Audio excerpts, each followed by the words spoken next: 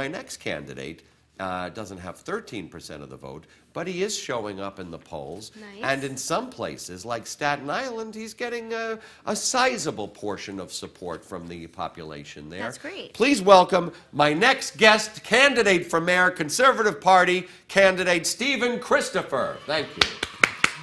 Glad to be here. Hey, glad to have you here. Wish we could get you. Can we turn this up so we can give him a little bigger cheer? There you are. Let me start off by saying I am not a conservative, but I hope to give you a fair account here and allow you to present your points, your platform, and speak to the people. And I think it's a damn shame that we have a media here in this city. You know, one of the most a city that has eclectic viewpoints, eclectic backgrounds. You yourself are from South Carolina originally. Right, yes. And that we don't hear more from some of the other candidates, considering how the two principal candidates seem to me like two peas in a pod. Very similar. And very similar and very bland in many ways. What made you decide to run for mayor on the Conservative Party ticket? Well, I ran last year on the Republican ticket for the 20th Senatorial District there in Brooklyn. And I gave a speech, and they liked my speech. And on the way out the door, Mike Long and Jerry Kassar said, "You'll be hearing from us." Well, I thought they'd probably, you know, give me a little more money for running my campaign. And then last February, I believe it was, a friend called and said they asked me to ask you if you would be interested in running as mayor. Well, I spent several minutes laughing because it was you know, I'm just minding my own business, and suddenly somebody says, "Would you like to run for mayor?" Now I recognize. But you gave a good speech, just like Barack Obama. He gave a good speech, and he became president. Yeah, you gave a good speech, and you became the Conservative Party. That's what it takes, a good speech. Well, they liked the speech, I can say that. Essentially, I enunciate the standard, normal positions of conservatism.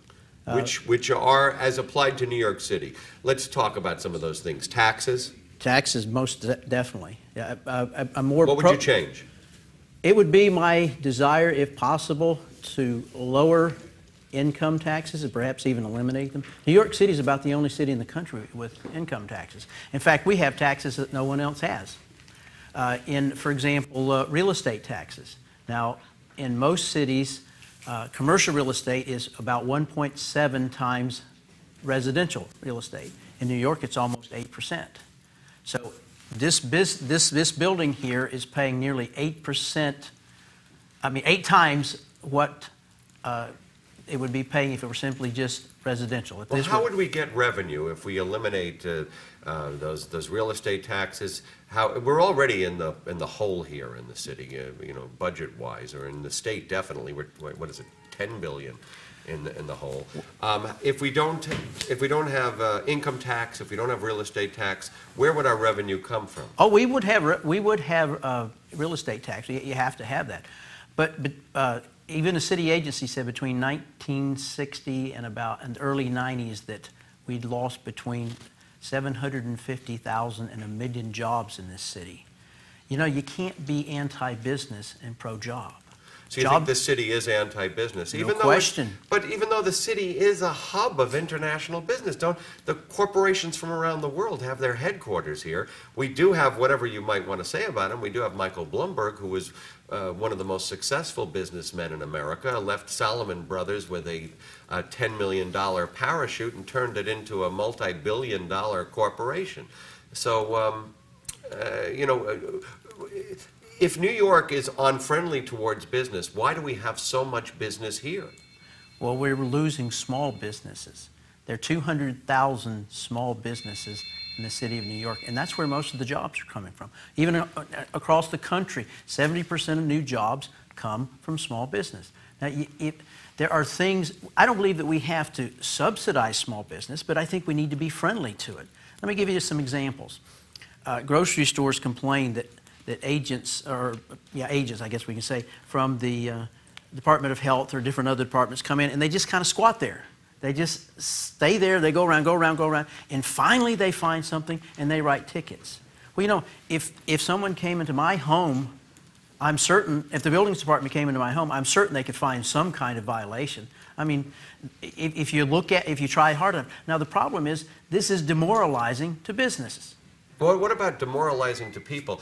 It seems to me the same philosophy that you just enunciated is the philosophy they have when it comes to traffic tickets as well. That is correct. Whether it's parking or whether it's now they have the cameras on the lights. They're looking every second to find you do something. You could never get, if you obeyed every single traffic law, it would probably take you 2 hours to get from one side of Manhattan to another.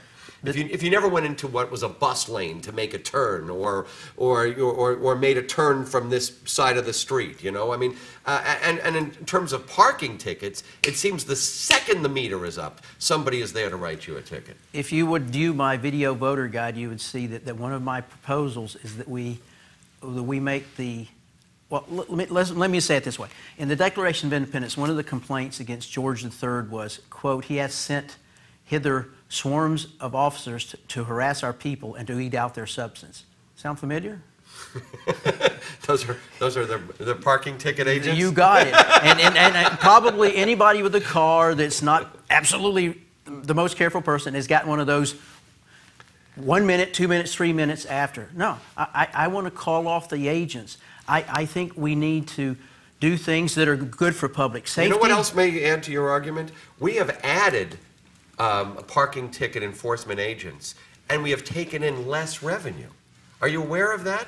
We've added all of these people that we're now paying, but yet we're taking in less revenue. I don't really understand how that can be the case, but those were the figures that came out a few weeks ago. Well, regardless, it should not be the purpose of these agents to raise revenue. Their purpose should be to enforce the laws and to make this a safer, more pleasant, easier to use city, not to generate money so that it can be used however.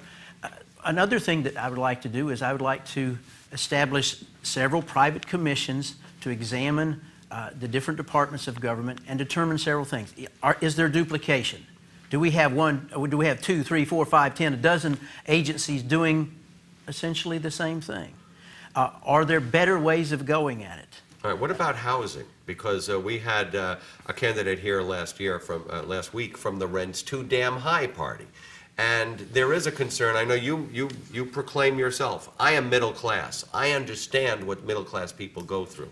Now, we've seen the commercials with Mayor Bloomberg in the leather jacket, walking under the L, walking into the bodega. But I don't think anybody really believes that he understands what it means to survive in this city if you're middle class. I don't think so. One of his proposals was the congestion pricing. Well, most of us look for a free or cheaper way to do things like get from Brooklyn to the city. I don't think he does. I mean, you live in Brooklyn? I live in Brooklyn, right. And whenever I almost have a religious conviction about paying the toll to cross Staten Island. Well, you are a pastor, right? Well, yes, I am. But $11, I tell my wife as we go over, I don't want to buy this thing. I just want to use it for a few minutes.